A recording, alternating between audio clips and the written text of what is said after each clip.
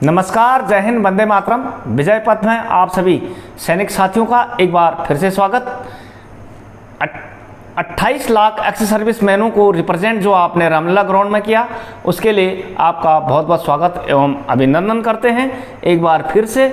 और अब फीडबैक की बात करते हैं कि क्या हुआ, आखिर रैली में हुआ क्या, किस लिए रैली की गई थी वो सबको पता था। कितने लोग आए हैं वो भी आप विभिन्न चैनलों से देख रहे हैं। ग्राउंड की कैपेसिटी 5 लाख थे, 5 लाख तो नहीं थे, ये बात भी सही है।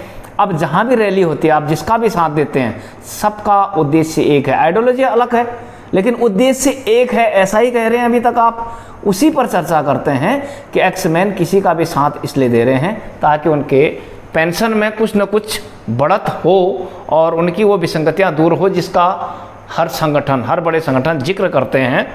तो पहले बात, अगस्त क्रांति की रैली शुरू होने से पहले ग्राउंड परमिशन और एडवाइजरी इत्यादि आपको विभिन्न यूट्यूब चैनलों में और मैंने भी अपने दर्शकों को बता दिया था। अब करते हैं कि कितना लगा, क्या हुआ, उसके बाद हम लोग रैली करके चुपचाप घर आ गए या फिर कोई फीडबैक गवर्नमेंट को गई है या नहीं, उसकी बात करते हैं। सबसे पहले आय कितनी हुई? 3 लाख। खर्चा कितना हुआ? 4,45,000, जिसका एक हिसाब किताब आपके पास भेजा जा रहा है इसी में लगा करके। और 3 लाख के आय में 25,000 का योगदान गौरव सेना ने उत्तराखंड देहरादून का भी है, जिसकी रिसिप्ट मेरे पास है, इसलिए कह रहा हूँ। और अब रैली हो गई, भाषण प्रदर्शन हो गए, कसम परेड हो गई। अब आपको क्या मिला? क्या चुपचाप बैठे रह गए, चुपचाप घर चले गए रैली करके? नहीं, मेमोरेंडम जो भारत सरकार को सौंपा गया उसकी रिसिप्ट लगा के दे रहे हैं कि वो पहुंचा है वहाँ, और उसका लेटेस्ट पीडीएफ जो आप अन्य न्यूज़ चैनलों में देख रहे हैं, यूट्यूब चैनलों में, उसमें कुछ बदलाव है। जो लेटेस्ट है उसकी कॉपियाँ मैं आपके पास लगा के भेज रहा हूँ। उसमें जहाँ पर ज़रूरत है वहाँ पर हिंदी वर्जन भी है। इसलिए अब उसके पहले मुख्य 3 हिस्से दिखाए गए थे कि 3 भागों में है। तो ORP की विसंगतियाँ और other demands, ORP anomalies and other demands करके उसका टोटली हेडिंग होगी, जिसमें ORP की विसंगतियाँ एक तरफ है, फिर non financial and other demands दूसरे भाग में हैं। तो जितना अभी कवर हो जाएगा पहले भाग के ORP की विसंगतियाँ एंड अदर डिमांड्स का यहाँ पर थोड़ा सा जिक्र कर लेते हैं आपकी जानकारी के लिए, मैंने लगा के दिया है। तो फर्स्ट क्लास जो अगर आप अंग्रेजी में पढ़ते हैं तो एनोमलीज ऑफ ORP2 वेब 1/7/2019 आधार वर्ष जिसका 2018 था। और inclusion of revision of ORP, और इसके अलावा बहुत सारे पॉइंट इसमें हैं। मैं आपको इसलिए नहीं बता रहा हूँ कि चलो हिंदी में बता देते हैं कि की डिमांड उनके क्या क्या थे। ORP की विसंगतियाँ दूर कर ORP का औसत के बजाय मैक्सिमम आधार वर्ष के अधिकतम पर निर्धारण किया जाए, जो कि लेटर था 17/1/2000 पत्र के अनुसार नहीं हुआ। तो OMGC की रिपोर्ट के अनुसार रिजर्विस्ट को भी बेनिफिट देने की बात के लिए कहा गया है। और OMGC की रिपोर्ट में यह भी था कि MSCP का लाभ जो 1 जनवरी 2006 से पहले रिटायर हैं उनको भी दिया जाए। और ऑफिसर के टाइम स्केल प्रमोशन के तर्ज पर हमारी भी MSc 13 साल में तीनों MSCP दी जाए। इसमें मैं एक चीज़ जोड़ना चाहता हूँ, तीनों क्यों दी जाए?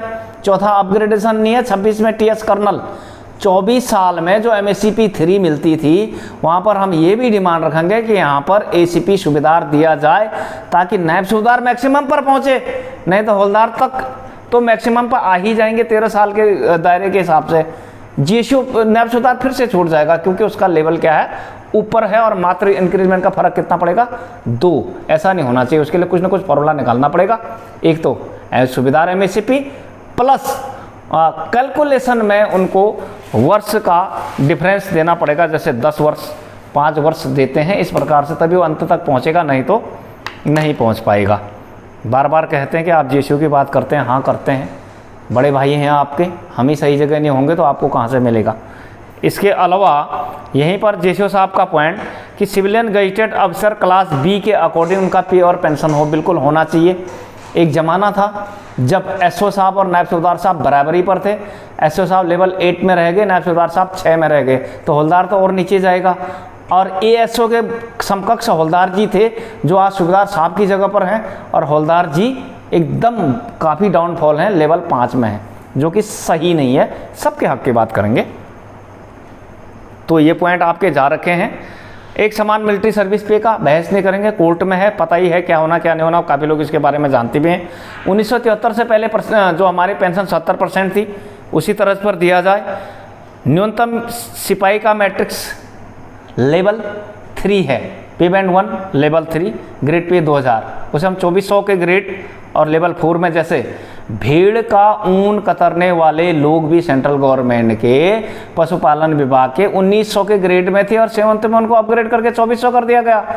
हमें कहीं अपग्रेडेशन नहीं मिली, बार बार नहीं बताते हैं। एक्स ग्रुप पी का AICTE का उनके पास डिप्लोमा होता है, और 6200 की बजाय उनको 3600 पर कर रखा है, और प्रीमेच्योर डिस्चार्ज का दे रखा है, ऑनरी पेंशन का दे रखा है। ऑनरी पेंशन, ऑनरी एक ज़माने में उसको आगे जाके डिस्क्रिप्शन करेंगे कि 8250 पर जब 5th पे कमीशन में सेकंड लेफ्टिनेंट रिमूव करके लेफ्टिनेंट साहब शुरू हुए, उस दौरे में भी 8600 करीब हमारे लेफ्टिनेंट साहब का पे होता था, ऑनरी साहब का। वो बाद में इतने कम क्यों हुए, नीचे क्यों गए?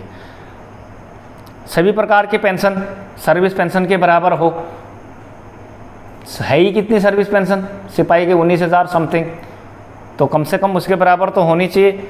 और डिसेबिलिटी पेंशन का दिया है, ऑर्डनरी नैब सूबेदार का पेंशन, इसके अलावा सभी प्रकार की ऑर्डनरी पेंशन के बाद, जैसे ऑर्डनरी सूबेदार बेचारे जिसका कोई खाना ही नहीं है, ऑर्डनरी लेफ्टिनेंट अगर कोई पेंशन आके बनता है उनको भी फाइनेंशियल कोई बेनिफिट नहीं होता, पेंशन के बाद कोई नहीं सुनता, प्रॉपर वो पेंशन के ऑन सर्विस मिले या पेंशन मिलनी ज़रूर चाहिए। और ORP टेबल का जो डाटा देते हैं आप उसको सार्वजनिक किया जाए। एक्सटेंड इंश्योरेंस का लाभ 85 साल की उम्र तक बिना ईयर ऑफ रिटायरमेंट की शर्त के अनुसार ही दिया जाए। इन सबको एक्सप्लेन बाद में करेंगे, एक साथ एक्सप्लेन करने में समझ नहीं आएगा, मोटा मोटा समझ लें। जवानों का पे मैट्रिक्स संशोधित करके 3 के गुणक से हो, यानी कि 2.57 नहीं 3 का गुणक दीजिए। सरकारी और अर्ध सरकारी विभागों में नियोजित पूर्व सैनिकों का वेतन विसंगतियों को दूर किया जाए, जो कि पेंशन आने के बाद गए हैं। तो इसी के संदर्भ में जो ये था आपका एनोमलीज, ORP एंड अदर पे पेंशन रिलेटेड विसंगतियाँ। इसके बाद आता है नॉन फाइनेंशियल डिमांड जो हमारी हैं, ECH हो गया, CID हो गया, DGR हो गया, या हमारा रिजर्विस्ट कोटा एनी स्टेट अब्लिक सेंट्रल गवर्नमेंट क्या और किस प्रकार से देती हैं। उसके अलावा सेना के जो CID फंड्स का पैसा कहाँ लगाया जाए, उसकी कैग रिपोर्ट होनी चाहिए, ऑडिट होना चाहिए पक्का, ताकि उसका सही इस्तेमाल हो, स्कूलों पे खर्च हो, गवर्नमेंट के विकास में खर्च हो, या फिर गैस सब्सिडी की तरह हमारे खाते में आए वापस कुछ। इस प्रकार के पॉइंट उसमें बाद में हैं। और इसके अलावा सेना के स्ट्रक्चर में जो अंग्रेज प्रथा, सहायक प्रथा इत्यादि को भी हटाने की बात की, और हटना भी चाहिए। और उसके बारे में बाद में बात करेंगे, क्यों, उसकी वजह से क्या कमियां फौज में आती क्या नहीं।